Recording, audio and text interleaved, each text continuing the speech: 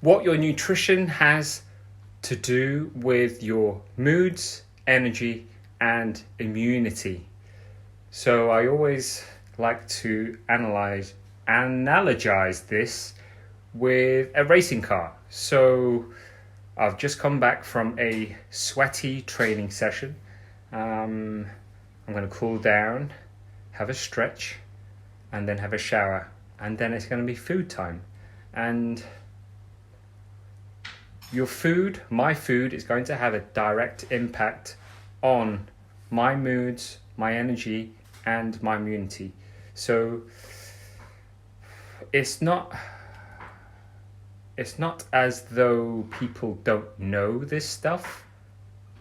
I think it comes down to reminding ourselves and just making better choices. But if we look at the racing car analogy, especially say the energy element of food and its impact, if you had a multi-million-pound racing car and you just put any old diesel in it, how well is it going to run?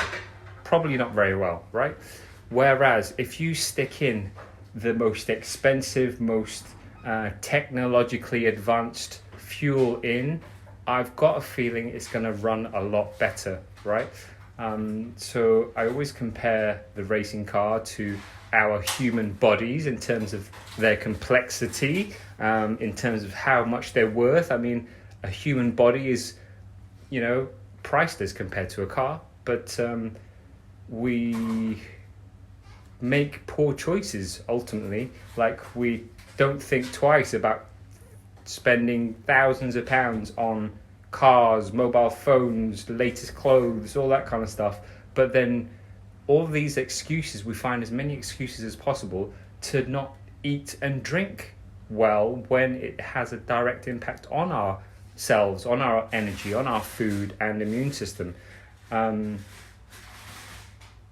right now we're in a position where time is on our side. We have the time to plan all these things, and time is usually one of the biggest excuses that people use as to why they can't eat better. They can't plan their food.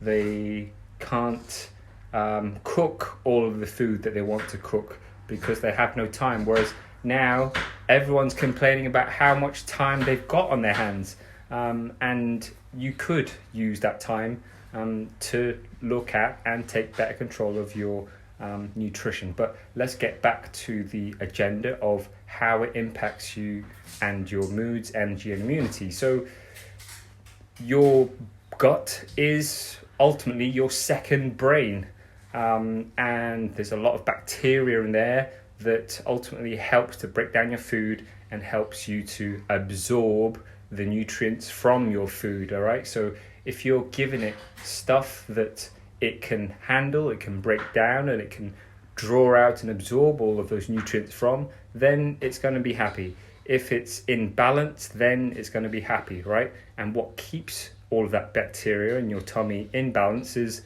foods and drinks that don't upset it. Like myself, I know that, say, dairy impacts my mood, energy, and immune system because it just doesn't agree with my digestion. It doesn't agree with my digestive tract and everything else. So I avoid that stuff. I know that if I'm going to eat it, I'm going to pay the price because it's going to affect all of those things I've just discussed, right? Mood, energy, and immunity. And you also have to look at it that if you fuel your body with stuff, I'm not going to say good stuff, but if you fuel your body with nutritious food and drink, then that's what your body has as kind of batteries to draw from. Whereas if you give it crap all the time, then it's only got crap to draw from, and therefore your energy and your immunity and your moods are going to be impacted.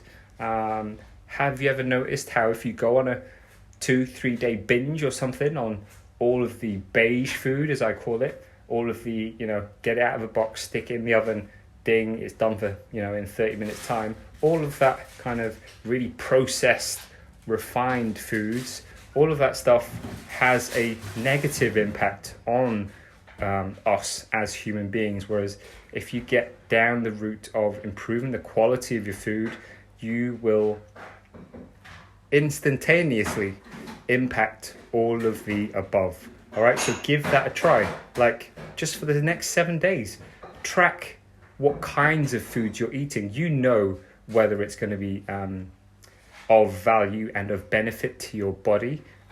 So make that choice. Just take that extra second, millisecond even, to think, right, is this food going to serve me before you eat it? And then, yeah, go for it. Eat it or drink it. But, know that you are ultimately in control. All right?